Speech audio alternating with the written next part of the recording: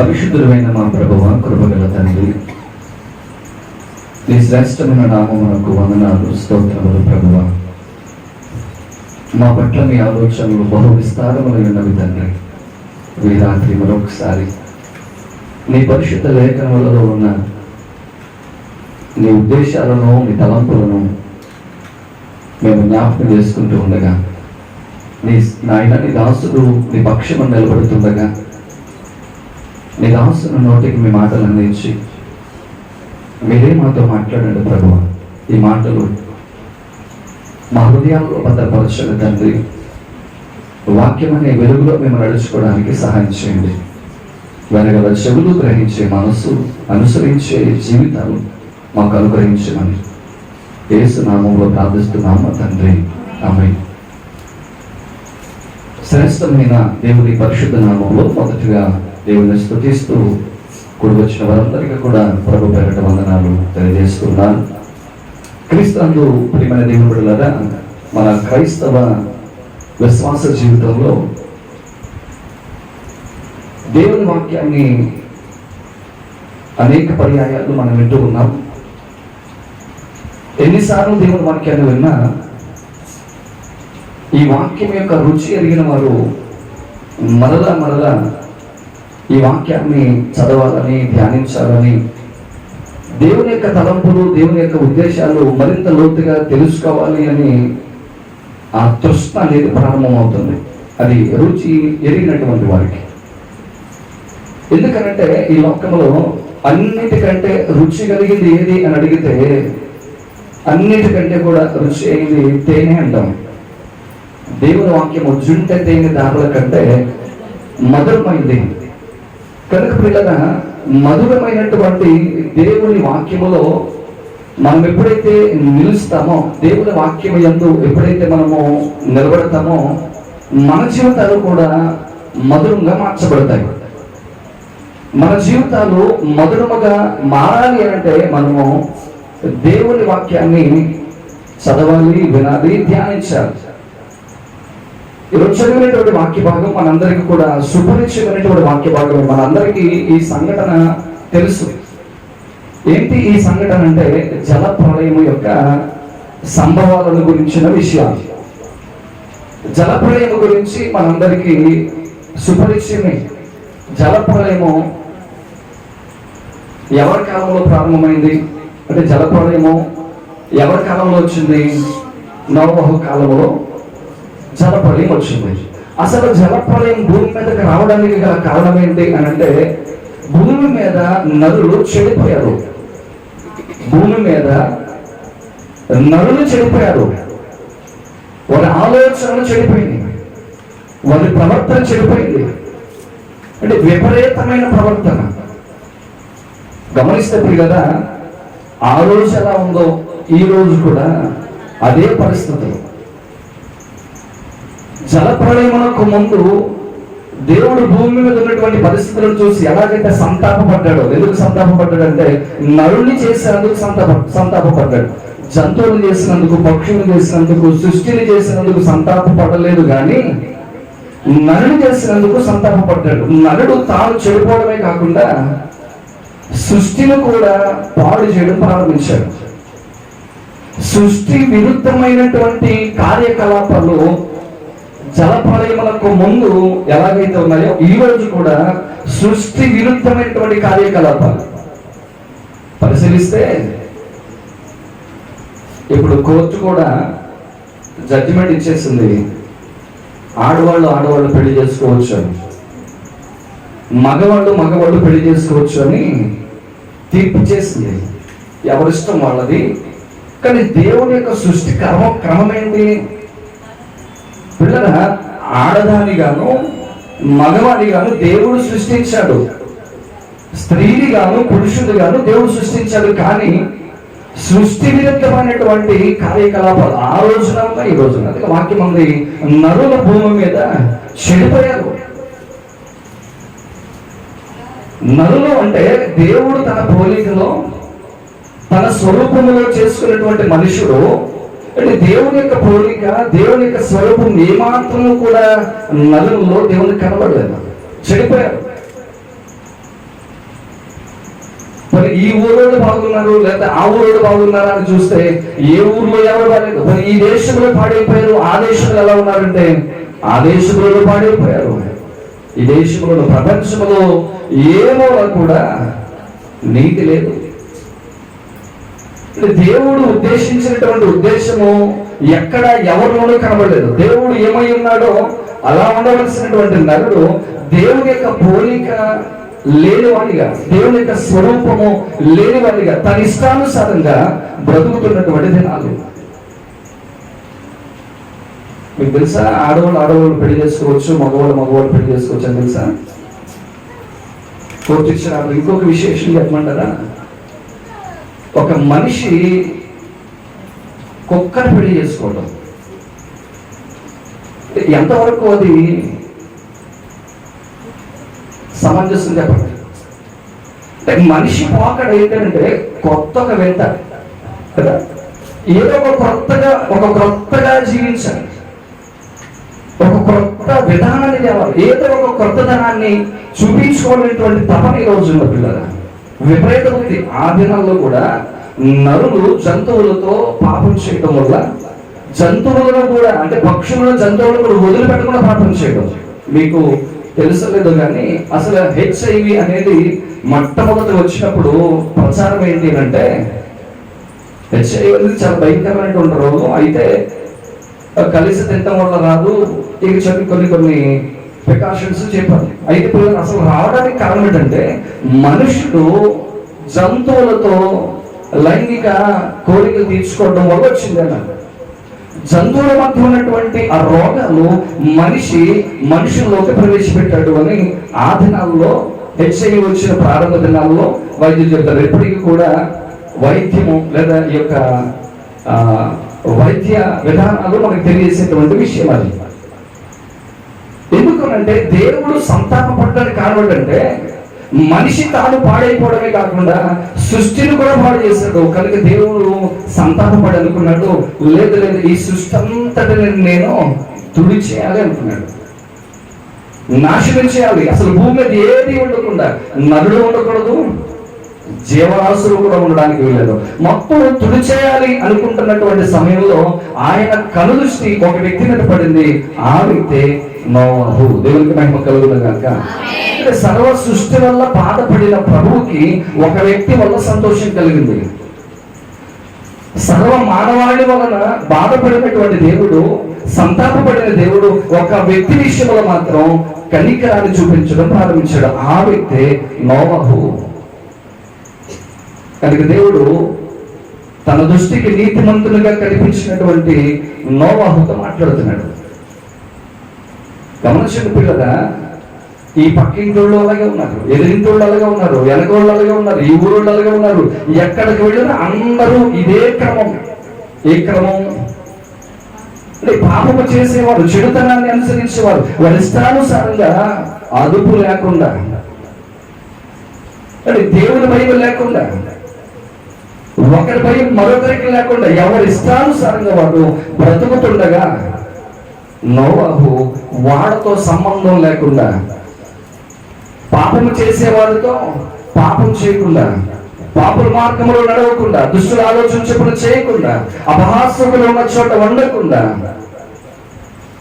నోవహు తన వ్యక్తిత్వాన్ని కాపాడుకున్నాడు. దేవుడు తనకి ఏదైతే వ్యక్తిత్వాన్ని ఇచ్చాడో, దేవుడు తనకి ఏ విధమైనటువంటి పరిశుద్ధతను అనుగ్రహించాడో ఆ పరిశుద్ధతను నోవహు కాపాడుకుంటూ వచ్చాడు.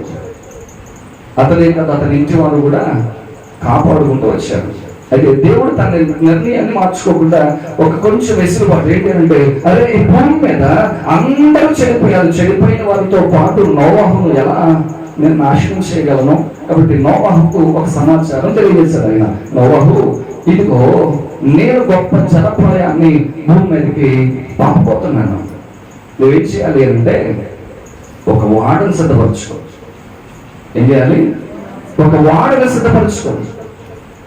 అందులో నీవు, నీ భార్య, నీ పిల్లలు అందులో ప్రవేశించండి.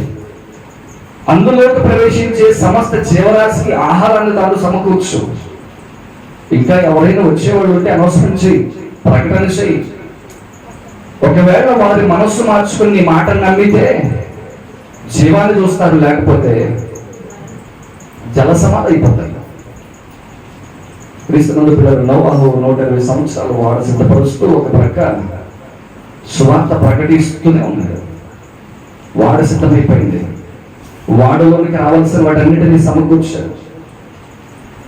ఏది కూడా రాలా.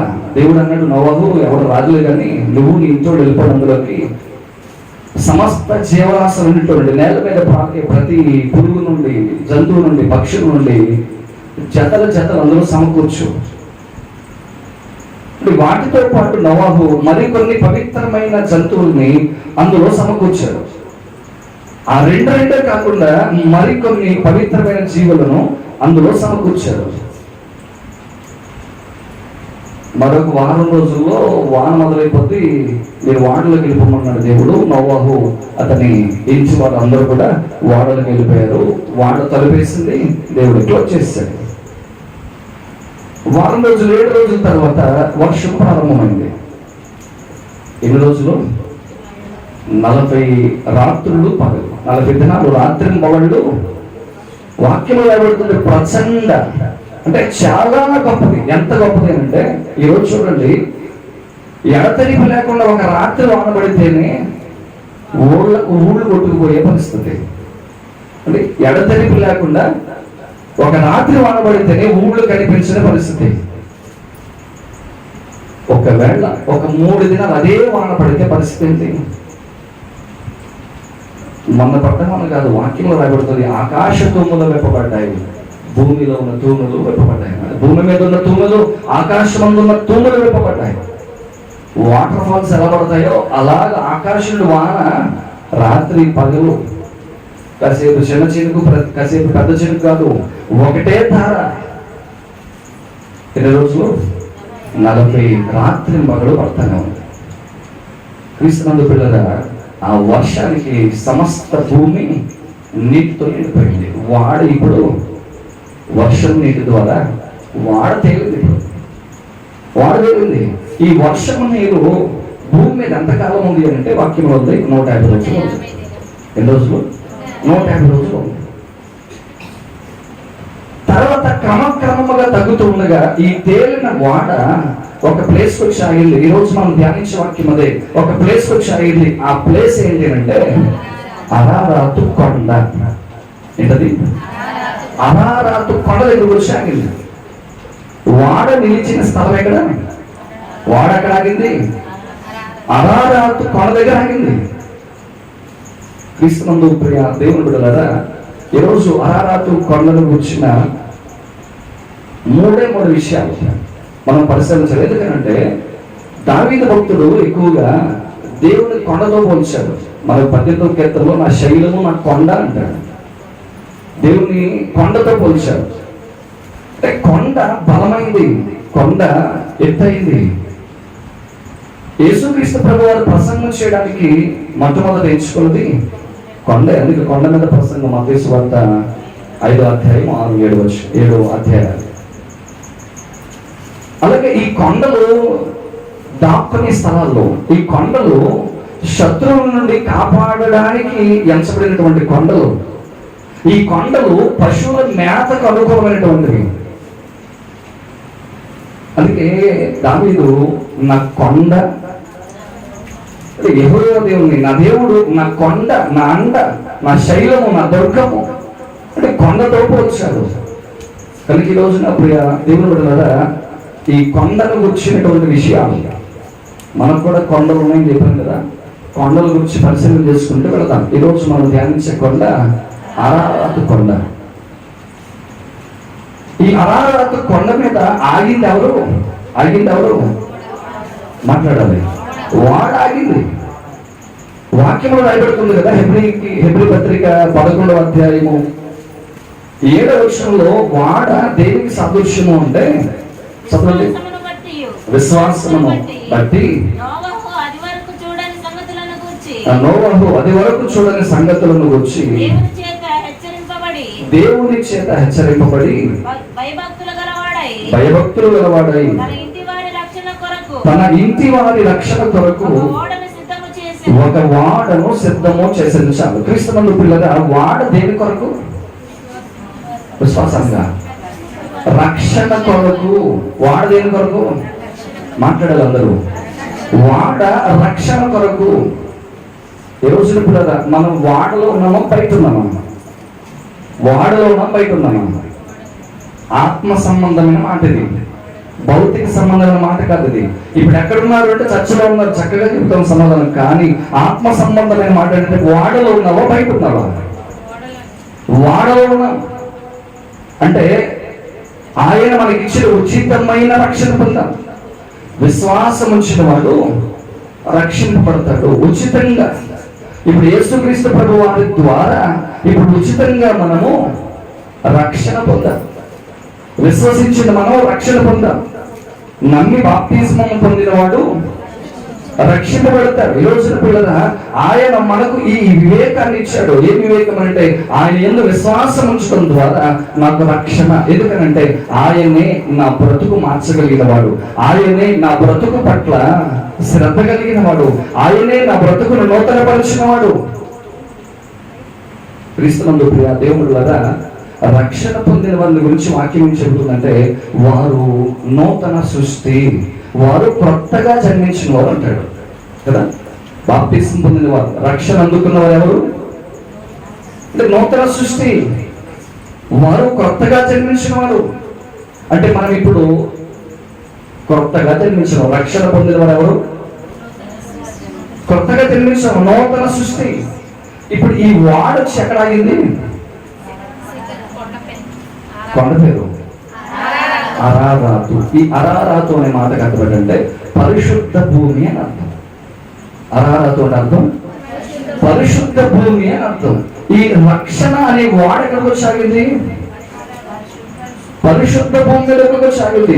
రక్షణ పొందిన మనం నేర్చుకోవాల్సినటువంటి పాఠాలు. అరారాతు కొండ దగ్గర సృష్టిలో మానవుని యొక్క మనుగడ మరలా ప్రారంభమైంది. అరారాతు కొండ దగ్గర మానవుని యొక్క మనుగడ లేకపోతే జీవరాశి యొక్క మనుగడ మరలా ఎక్కడ ప్రారంభమైంది? అరారాతు కొండ దగ్గరే ప్రారంభమైంది. రక్షించబడిన మనం మన యొక్క మనుగడ ఎక్కడ ప్రారంభం అవ్వాలి? దేవుని సన్నిధిలోనే, పరిశుద్ధతలోనే. నూతన సృష్టిగా మార్చబడ్డావు, మంచిదే. నూతన సృష్టిగా మార్చబడిన తర్వాత నూతనమైనటువంటి జీవితాన్ని లేదా ఒక కొత్తగా జన్మించిన శిశువులాగా నువ్వు మారిన తర్వాత బట్టలేసినంత మాత్రాన నువ్వు నూతన సృష్టి కాదు. అంటే కొత్త బట్టలు వేసినంత మాత్రాన, తెల్ల బట్టలు వేసినంత మాత్రాన, దానికి సంబంధించిన ఏదైనా సరే ధరించినంత మాత్రాన, దానికి సంబంధించి ఏది వేసుకోకపోయినంత మాత్రాన నీవు క్రొత్త సృష్టివి కాదు. ఎక్కడ ఉండాలి? పరిశుద్ధ భూమి దగ్గర ఉండాలి. ఈ వాడొచ్చి పరిశుద్ధ భూమి దగ్గర ఆగింది, అరారాధన దగ్గరకు వచ్చి ఆగింది. రక్షణ పొందిన మనం ఎక్కడ ఆగుతున్నాం?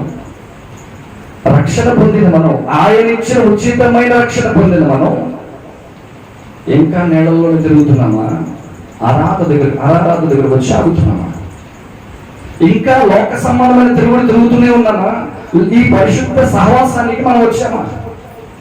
రక్షించబడిన మనం ఇంకా గాలికి ఇటు అటు కొట్టులాడుతూ అటు పరిగెత్తి ఇటు పరిగెత్తి అటెళ్ళి దేని కొరకు ఈ పాకులాట?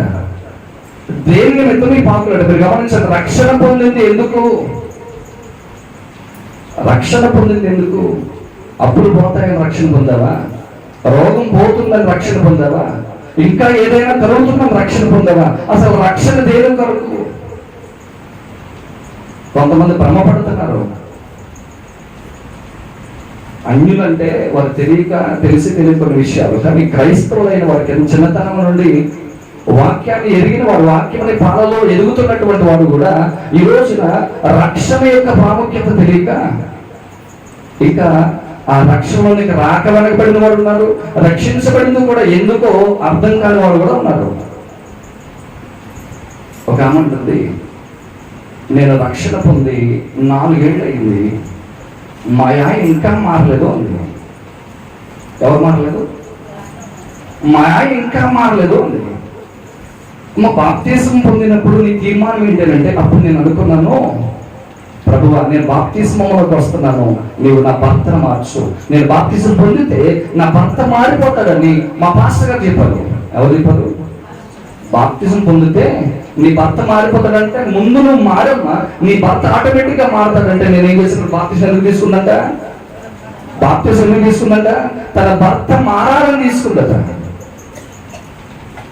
ఎవరి రక్షణ వారిదే. అది వాక్యం ఉంది, మీ సొంత రక్షణ కొనసాగించండి. ఓపికతో మీ సొంత రక్షణ కొనసాగించండి. ఎవరి రక్షణ వారిది. ఎవరు వాడలోకి వస్తే వాళ్ళే రక్షణ పొందుతారు. ఇంకా ఎటు తిరుగుతున్నావు? పరిశుద్ధమైన జీవితం జీవించడానికి రక్షణ తీసుకున్నావా? ఇంకా లోకములో ఉన్నవి కోరుకుంటూ ఒకవేళ రక్షణ అనే అనుభవంలో నీవు ఉంటున్నావా? రక్షించబడిన నీవు లోకములో ఉన్న వాటిని చూస్తూ లోకములు ఇటువంటి తిరుగులాడుతున్నావేమో, వాడలేనే ఉన్నావు. కానీ ఇటువంటి తిరుగులాడుతున్నావు. ఎక్కడికి రావాలి? అరారాత్రి దగ్గరికి రావాలి. పరిశుద్ధ భూమి దగ్గరికి రావాలి. రక్షణ పొంద వాడలోనే ఉన్నావు కానీ నీవు ఇటువంటి తిరుగుతున్నావు కానీ రావాల్సిన స్థలానికి నువ్వు రావట్లేదు. అదే పరిశుద్ధమైన భూమి. గమనించిన పిల్లరా, రక్షణ అనే ఆ వాడొచ్చి అరారాధ దగ్గర ఆ కొండ మీద ఆగింది. కొండ మీద నిలిచింది. ఈరోజున దేవుని వాక్యం చదివిస్తుంది. నీవు రక్షణ పొందిన తర్వాత, ప్రభువుని నీ సొంత రక్షకునిగా అంగీకరించిన తర్వాత ఈ అరారాధ దగ్గర నిలబడ్డావా? పరిశుద్ధత అనబడిన స్థితిలో నీవు నిలుచున్నావా? ప్రార్థించినప్పుడు అడుగుతాను, ప్రభువా నన్ను పరిశుద్ధపరచు, నన్ను కడుగు. ఎలా కడగాలి? ఇస్సోపుతో కడిగి ఎలా మార్చాలి? హిమము కంటే తెల్లగా. ప్రభువా నన్ను కడుగు, నీ రక్తము చేత నన్ను కడుగు. కడిగితే ఏం చేస్తావు? వాక్యం సమస్య కడగబడిన నీవు పరిశుద్ధమైన భూమి మీద నిలబడాలి. పరిశుద్ధమైనటువంటి భూమి దగ్గరనే ఉండాలి. పరిశుద్ధ స్థలంలోనే ఉండాలి. ఏది పరిశుద్ధ స్థలం? దేవుని సన్నిధి పరిశుద్ధం. నువ్వు పరిశుద్ధ స్థలంలో ఉండాలి. అందుకే కొరాహు కుమారులు ఎంత తృష్ణ అంటే 42వ సంకీర్తన మొదటి 2 చరణాలు ఒకసారి చదవండి. 42వ సంకీర్తన మొదటి 2 చరణాలు. దుప్పి నీటి వాగుల కొరకు ఆశపడినట్లు దేవా నీ కొరకు నా ప్రాణము ఆశపడుచున్నది. నా ప్రాణము దేవుని కొరకు తృష్ణగొలుచున్నది. జీవము గల దేవుని కొరకు తృష్ణగొలుచున్నది. దేవుని సన్నిధికి నేను ఎప్పుడు వచ్చేదనో, ఆయన సన్నిధిని నేను ఎప్పుడు కనబడేదనో. ఎంత అద్భుతమైనటువంటి ఆశ! ఎలాంటి ఆశ అంటే, ప్రభువా నీ సన్నిధిని నేనెప్పుడు కనబడేదను. నువ్వు ఎక్కడ కనబడుతున్నావు? దేవుని సన్నిధిలో కనబడుతున్నావా? దేవుని సన్నిధిని విడిచి ఎక్కడెక్కడన్నా కనబడుతున్నావా? అంటే పరిశుద్ధ భూమిని విడిచిపెట్టి ఎక్కడెక్కడన్నా కనబడుతున్నావా? పరిశుద్ధ భూమికి కాకుండా ఎక్కడెక్కడికైనా నువ్వు వెళుతున్నావా? వాక్యం చదువుతుంది, ఈ కొండ అరారాతు కొండ మీద రక్షణ వచ్చి ఆ వాడు వచ్చి నిలిచింది. రక్షించబడిన నీవు ఆయన సన్నిధిలో నిలబడాలి. రక్షించబడిన నీవు, ఆయనను ఎరిగిన నీవు, రక్షకుని అంగీకరించిన నీవు, ఆయనను దేవునిగా స్వీకరించిన నీవు, పవిత్రపరచబడిన నీవు ఆయన పరిశుద్ధ సన్నిధిలో నువ్వు నిలబడాలి. కానీ ఎక్కడ నిలబడుతున్నావు? నువ్వు రక్షించబడిన నీవు పరిశుద్ధ భూమి మీద పరిశుద్ధంగా నువ్వు నిలబడుతున్నావా? ఎంత తృష్ణ చూడండి. నీటి వాగుల కొరకు దుప్పి ఆశపడినట్లుగా. ఎంత అద్భుతమైనటువంటి వర్ణన! ఈ చావు బ్రతుకుల మధ్య నిలిచినటువంటి దుప్పు, ఆ దుప్పి చావు బ్రతుకుల మధ్య నిలిచి తన జీవనం కొరకు ఎలాగైతే ఆశపడుతుందో, ఈరోజు నీవు నేను కూడా ఆశపడవలసిందే. నీవు నేను కూడా పరిశుద్ధ స్థలంలో ఉండడానికి ఎంత గొప్ప ఉద్దేశం చూడండి. ఆయన సన్నిధిని నేను ఎప్పుడు కనబడాలా? ఎప్పుడు ఎలా కనబడాలా? ఆయన సన్నిధిలో నేను ఎప్పుడు నిలబడాలి? ఈ ఆశ మనకుందా? దేవుడులాగా తెలియంది ఏం కాదు. ఆ దినాల్లో యెరూషలేము దేవాలయంలోకి వెళ్ళడము అంటే ఒక అద్భుతమైనటువంటి అనుభూతి. మనగలగా ప్రతి ఆదివారం చర్చికి వెళ్ళే పరిస్థితి కాదు. ఒక టైం అంటూ లేదు. యెరూషలేము దేవాలయానికి ఎప్పుడైనా వెళ్ళొచ్చు. మనకు తెలుసు కదా, గుణదలు కానీ సాగర్ కానీ ఎక్కడికి వెళ్ళండి, 24 hours చర్చి తలుపులు ప్రతి ఆదివారం వెళ్తున్నామా? అప్పుడప్పుడు ఏదైనా మొక్కుబడి ఉంటే అక్కడికి వెళ్ళి వస్తాం. ఈ యెరూషలేము దేవాలయానికి అసలు వెళ్ళడమే అద్భుతమైన అనుభూతి. ఇక దానిలో అంటాడు కదా, యెరూషలేమా మా పాదములు నీ గుమ్మములో నిలిచి. ఆ అనుభూతి వేరు. అందుకే మనకు ఆశ, ప్రభు నీ సన్నిధిని నేను ఎప్పుడు కనబడాలి, నేను నీ సన్నిధిని కనబడాలి. ఎంత తృష్ణ. మనకు ఒక టైం ఉంది. ప్రతిసారి దేవుని సన్నిధిలోకి వచ్చే అవకాశం మనకుంది. అవకాశం ఉంది కూడా. ఆశ ఉందా? ఆశ ఉంటే మందిరం తెరవగానే లోన్ ఉంటాం. మందిరం తలుపులు ఎప్పుడు తెరవబడతాయా?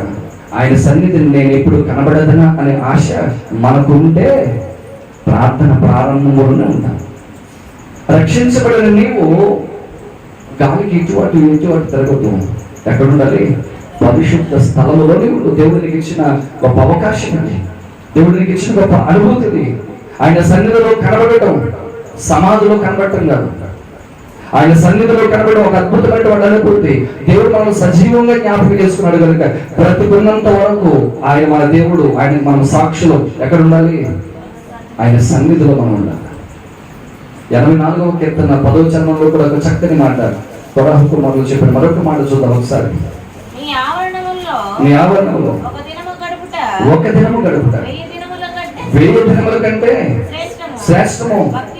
భక్తిహీనుల గుడారములో నివసించుట కంటే నా దేవుని మందిర ద్వారమునందు ఉండుట నాకు ఇష్టము. దేవునికి మహిమ కలుగునుగాక.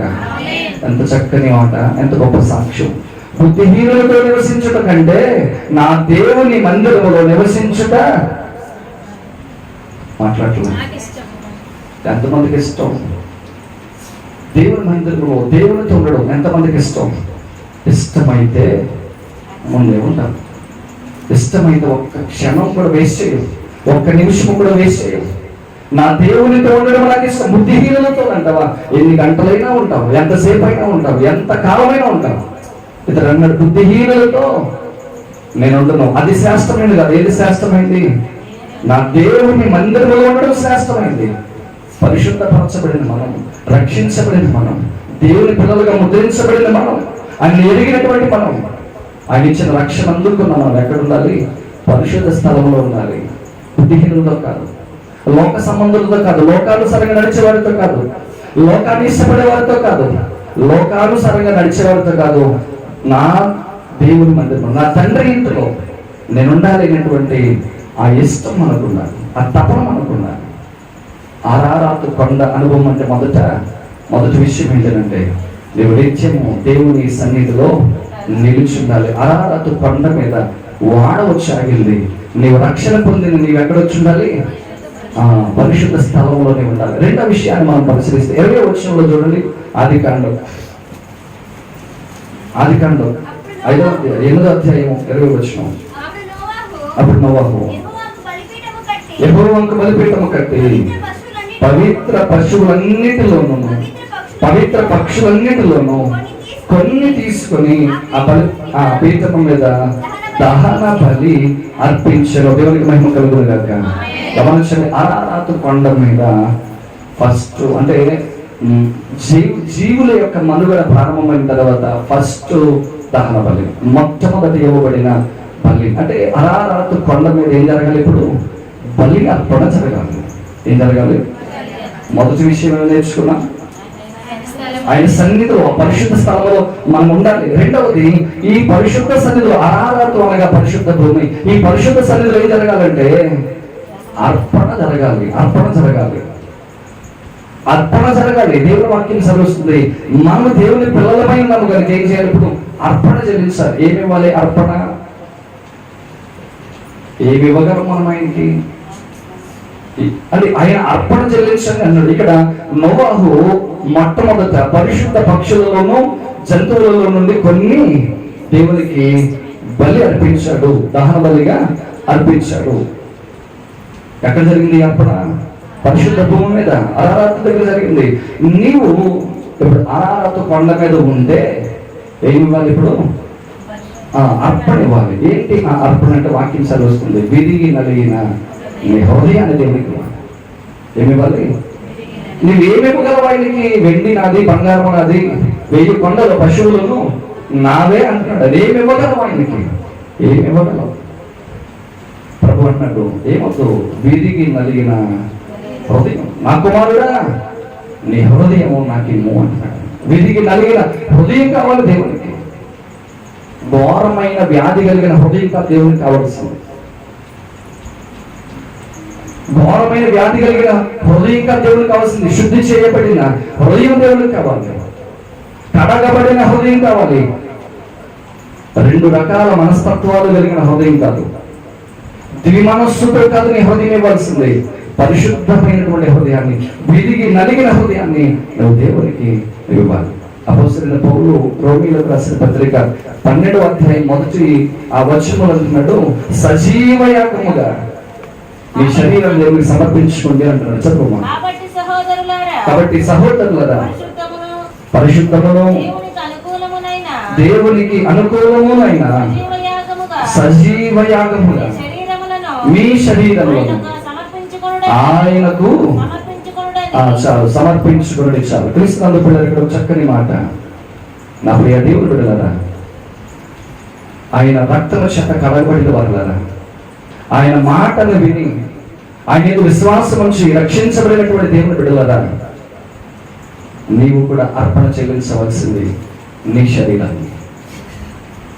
ఇప్పుడు నీవు సజీవ యాగముగా నీ శరీరమును దేవునికి అర్పణగా చెల్లించు. సజీవ యాగముగా నీ శరీరాన్ని అర్పణగా చెల్లించు. రోమపత్రిక 6వ అధ్యాయంలో ఇంకొక మాట 13వ వచనం ఉంది. 6వ అధ్యాయము 13వ వచనం చదవండి. మరియు మీ అవయవములను దుర్నీతి సాధనములుగా పాపములకు అప్పగింపకుడి, అయితే మృతులలో నుండి సజీవులం అనుకొని మిమ్మల్ని మీరే దేవునికి అప్పగించుకొనుడి. మీ అవయవములను నీతి సాధనములుగా దేవునికి అప్పగించుకొనుడి. దేవునికి మహిమ కలుగును గాక. సమర్పణ జరగాలి, అర్పణ జరగాలి. ఇప్పుడు ఏమి ఇవ్వాలి? మీ అవయవములను నీతికి సాధనములుగా దేవునికి నువ్వు అప్పగించుకోవాలి. నీతికి సాధనములుగా మీ అవయవాలను అప్పగించుకోవాలి. కృష్ణాదు పిల్లల అరారాతు కొండ అనుభవం అంటే నా కొండ నీవే అని ప్రభుని ఒకవేళ మన ప్రాంతంలో పోల్చి మాట్లాడుతున్నాం. దావీదు అన్నాడు కాబట్టి మనం కూడా అనేస్తున్నామేమో. ఆ కొండ అనుభవం మన జీవితంలో అవసరం. పరిశుద్ధ స్థలంలో మనం ఉంటున్నామా? దేవునికి సజీవ యాగముగా మనం సమర్పించుకుంటున్నామా? మన అవయవములను దేవునికి నీతికి సాధనాలుగా అప్పగించుకొని దేవునికి సమర్పిస్తున్నామా? పరీక్షించుకోవాలి. చివరికి ఇంకొక మాట జ్ఞాపకం చేసుకున్నాం. ఆదికాండం 9వ అధ్యాయం మొదటి మాట. మరియు దేవుడు నోవహును అతని కుమారులను ఆశీర్వదించి మీరు ఫలించి అభివృద్ధి పొంది భూమిని నింపుడి. దేవునికి మహిమ కలుగును గాక. అరహరాతు అనేది ఆశీర్వాదము పొందిన స్థలం. నోవహు అతని కుమారులు దేవుని ఆశీర్వాదాన్ని పొందిన స్థలం. ఆ అరారాతు కొండ దగ్గర దేవుడు నోవహును అతని కుమారులను దేవుడు ఆశీర్వదించాడు. ఇక్కడ రాయబడుతుంది. అందుకే అతని కుమారులను ఆశీర్వదించి ఎవరు? దేవుడు. దేవుడు తన పిల్లలని తనను ఆశీర్వదించిన స్థలం అరారాత్ అంటే పరిశుద్ధ భూమి, పరిశుద్ధ స్థలం. దేవుని సన్నిధిలోనే నీ ఆశీర్వాదం, నీ పిల్లల ఆశీర్వాదం ఇక్కడ ఉంది. దేవుని ఆశీర్వాదం ఇక్కడ. దేవుడు నిన్ను ఆశీర్వదించే ఆశీర్వాదం ఎక్కడ ఉంది? ఇంటి దగ్గర లేదు.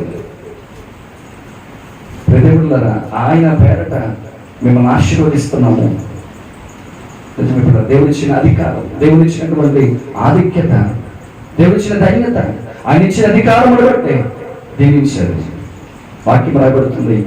దావీదు ఎంత గొప్ప అనుభవం ఉంటే దావీదు అంటాడు. ఒకసారి మార్చుద్దాం. దినవృత్తాంతముల మొదటి గ్రంథం 17వ అధ్యాయం 27వ వచనం ఒకసారి చదువుతాం.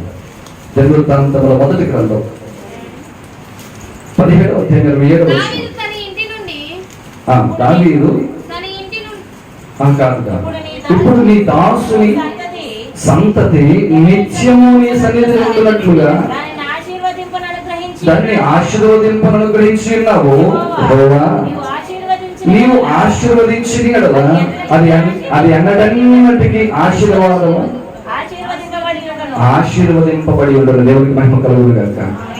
గమనించండి కదా, అరారాతు దగ్గర నోవహు అతని నుంచి వారికి ఆశీర్వాదం దొరికింది. పరిశుద్ధ స్థలంలో ఏముంది? ఈ పరిశుద్ధ భూమి దగ్గర ఏముంది?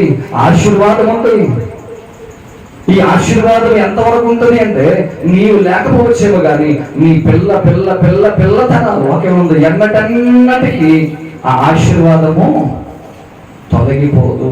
ప్రభువా, నీవు నీ సన్నిధిలో నా ఇల్లు ఉండినట్లు, నా ఇంటి వాడు ఉండినట్లు దాన్ని ఆశీర్వదించావు. నిత్యము నీ సన్నిధిలో నా కుటుంబం ఉండినట్లు దాన్ని ఆశీర్వదించావు. ప్రభు, నీ సన్నిధిలో ఏముందో తెలుసు, ఆశీర్వాదం ఉంది. ఈ ఆశీర్వాదం అంతకాలం ఉంది, ఎన్నటన్నటికీ ఆ ఆశీర్వాదం నిలిచే ఉంది.